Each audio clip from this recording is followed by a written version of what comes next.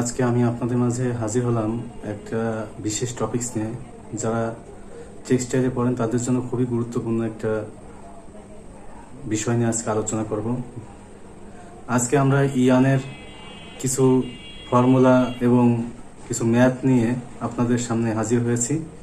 আপনারা ভিডিওটি মনোযোগ সহকারে দেখবেন এবং পরবর্তী ভিডিও পেতে যারা আমার চ্যানেলে নতুন আছেন তারা অবশ্যই চ্যানেলটিতে সাবস্ক্রাইব করে রাখবেন। চ্যানেলটিতে নিয়মিত টেক্সটাইল বিষয়ে এবং টেক্সটাইল জব রিলেটেড বিভিন্ন সাবজেক্ট সম্পর্কে আলোচনা করা হবে।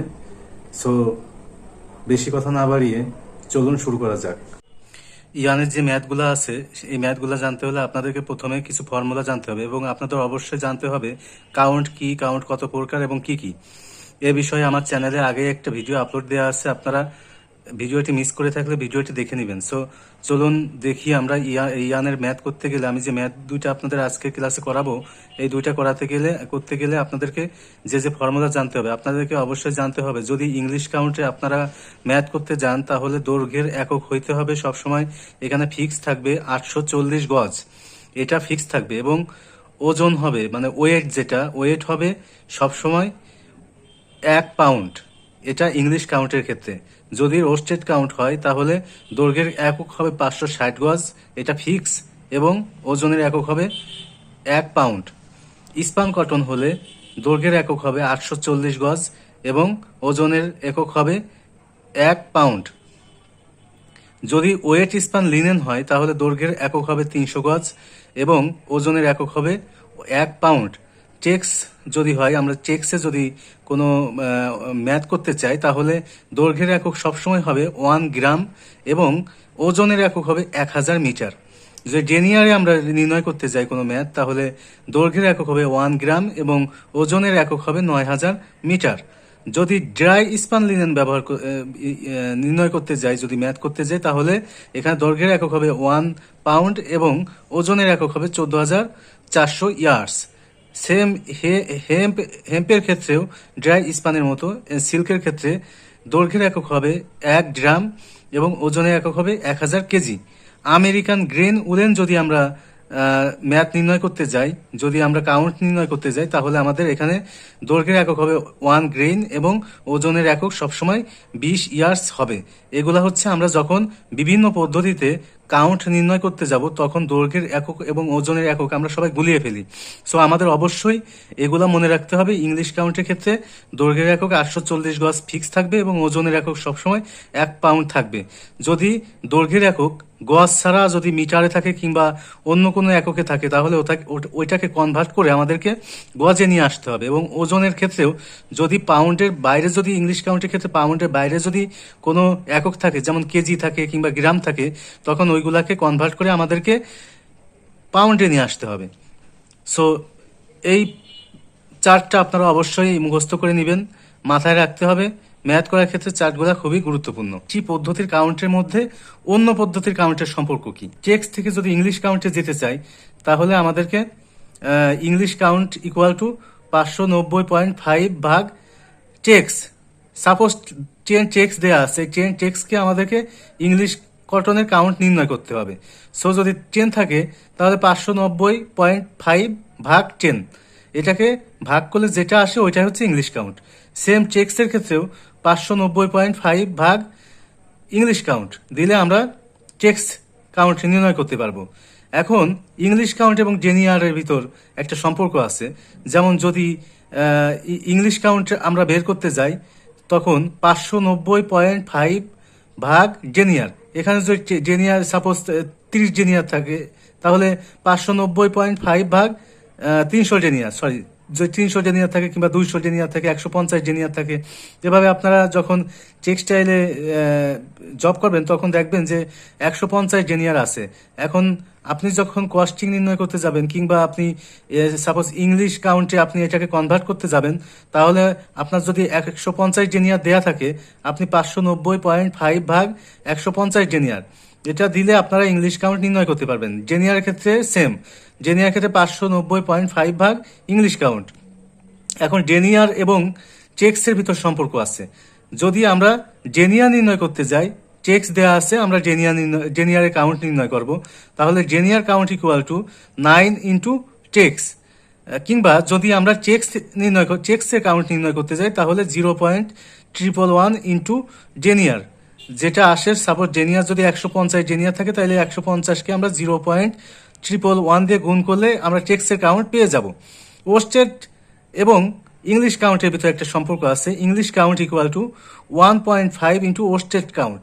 যদি ওস্টেড কাউন্ট সাপোজ 30 দেওয়া থাকে কিংবা 50 দেওয়া থাকে, তখন আপনি 1.5কে 50 দিয়ে গুণ করলে যেটা আসে তখন আপনারা ইংলিশ কাউন্ট পেয়ে যাবেন। এবং ওস্টেড কাউন্টও নির্ণয় করতে গেলে আপনাদেরকে 0.666 ইন্টু ইংলিশ কাউন্ট এটা দিলে আপনারা ওস্টেড কাউন্ট পেয়ে যাবেন। এখন চলুন আমি কিছু ম্যাথ করেছি যেগুলো আপনাদেরকে এখন বুঝাবো, আপনারা মনোযোগ সহকারে দেখবেন। এখানে আপনাদেরকে প্রথমেই ইংলিশ কাউন্টের ফর্মুলাটা জানতে হবে। আমি ফার্স্ট ইংলিশ কাউন্টের কিছু ম্যাথ আপনাদেরকে করাবো আজকের ক্লাসে। সো আপনারা অবশ্যই কোথাও না বুঝলে কমেন্ট বক্সে জানাবেন, আমি পরবর্তীতে আবার দরকার হলে ভিডিও করে আপনাদেরকে বোঝানোর চেষ্টা করব, কিংবা কমেন্ট বক্সে আমি রিপ্লাই দিয়ে দেবো। অবশ্যই আপনারা মনোযোগ সহকারে ম্যাথগুলা দেখবেন, ম্যাথগুলা চাকরির ক্ষেত্রে আপনাদের অনেক কাজে লাগবে। বিশেষ করে যখন আপনারা ইয়ানে কোথাও ইন্টারভিউ দিতে যাবেন তখন ম্যাথগুলো আপনাদের অবশ্যই থাকবে।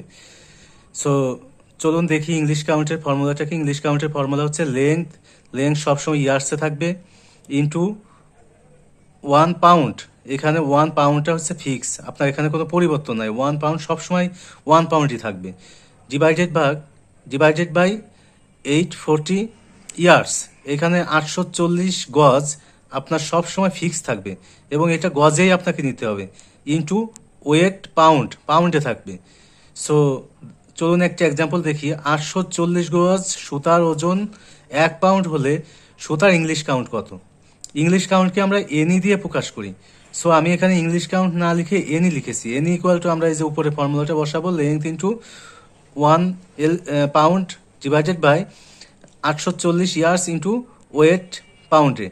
সো এখানে আমরা দেখতেছি যে সুতার ওজন দেয়া আছে 840 এবং 840 গজ সুতার ওজন দেয়া আছে 1 পাউন্ড। তার মানে আমার এখানে ওজনটা হচ্ছে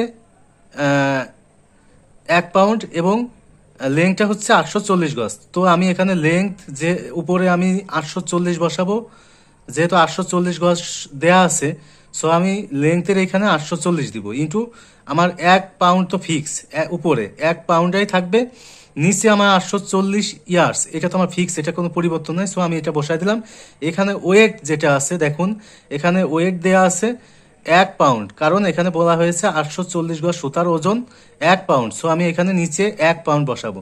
এখানে যদি আমি গুণ ভাগ করি তাহলে এখানে আসে আমার 1, তার মানে আমার এখানে ইংলিশ কাউন্ট হচ্ছে 1। আমরা কাউন্টটাকে উপরে জাস্ট এস দিয়ে প্রকাশ করি, এস দিয়ে সবসময় আমরা কাউন্ট প্রকাশ করি। এখানে ইংলিশ কাউন্টের সো অ্যান্সার হবে কাউন্ট 1।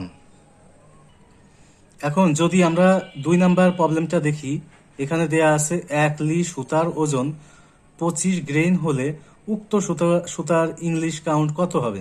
এখানে দেখুন এটা একটু ক্রিটিক্যাল। আগেরটা তো আমি যেহেতু প্রথম প্রবলেমটা দিয়েছে আপনাদেরকে ইজি ভাবে বোঝানোর জন্য এখানে আমি একদম সিম্পলি একটা ম্যাথ দিয়েছিলাম। এখানে আমি আস্তে আস্তে আপনাদেরকে কঠিন কিছু ম্যাথ করাবো। আজকে আপাতত 2টা ম্যাথ করাবো, এই ম্যাথটা আপনারা মনোযোগ সহকারে দেখুন। এখানে কিন্তু আমরা ইংলিশ কাউন্টের ফর্মুলায় দেখেছি লেংথ আমার ইয়ার্সে থাকে এবং ওয়েট আমার পাউন্ডে থাকে, কিন্তু আমি এখানে দেখছি যে 1 লি সুতার এখানে ওয়েট দেওয়া আছে 25 গ্রেন এবং লেংথ দেওয়া আছে 1 লি। সো এগুলাকে আমরা কনভার্ট করে যেখানে লেংথ আছে এখানে 1 লি আছে, সো এটাকে আমরা ইয়ার্সে করব এবং ওয়েট আছে 25 গ্রেন, এই গ্রেনকে আমরা পাউন্ডে করব। দেখুন এখানে length of yarn equal to 1 lea. So আমরা জানি 1 লি ইকুয়াল টু 120 ইয়ার্স, তাহলে লেংথ ইকুয়াল টু 1 ইন্টু 120 করলে 120ই হয়। তার মানে লেংথ আমি এখানে 120 ইয়ার্স পেয়ে গেলাম। এবার আমরা ওয়েট নির্ণয় করব। ওয়েট এখানে দেয়া আছে 25 গ্রেন, আমরা জানি 7000 গ্রেন ইকুয়াল টু 1 পাউন্ড। তাহলে আমরা যদি এখানে এই 25 গ্রেনকে আমরা পাউন্ডে যদি আমরা নিতে চাই তাহলে 25 ভাগ 7000, দিলে যেটা অ্যান্সার আসবে ওইটাই হচ্ছে আমার আপনার ওয়েট অফ ইয়ান। সো আমরা ফর্মুলা বসাবো। ফর্মুলা এখানে এখানে লেংথ যেহেতু আমি 120 পেয়ে গেছি, এখানে 120 এবং 1 তো এখানে আমার ফিক্স, 1-এর কোনো পরিবর্তন নেই উপরে, সো 1। নিচে আমার 840 ফিক্স, এখানে 840 ইন্টু ওয়েট। আমরা ওয়েট এখানে দেখুন কনভার্ট করে পেয়েছি 25/7000 পাউন্ড। সো আমরা 25/7000 দিলাম। এখানে আমি যদি ঐকিক নিয়মে গুণ ভাগ করে দিই তাহলে আমার ক্যালকুলেশনের পরে অ্যান্সার আসবে 40 S। এস দ্বারা আমরা কাউন্টকে বোঝাই, আর এনি দ্বারা আমরা ইংলিশ কাউন্টকে বোঝাই। So any equal to 40S। এটাই হচ্ছে আমাদের ইংলিশ কাউন্টের দ্বিতীয় ম্যাথটা অ্যান্সার। ভিডিওটি ভালো লাগলে অবশ্যই লাইক কমেন্ট শেয়ার করবেন। ধন্যবাদ সবাইকে। আল্লাহ হাফেজ। আসসালামু আলাইকুম।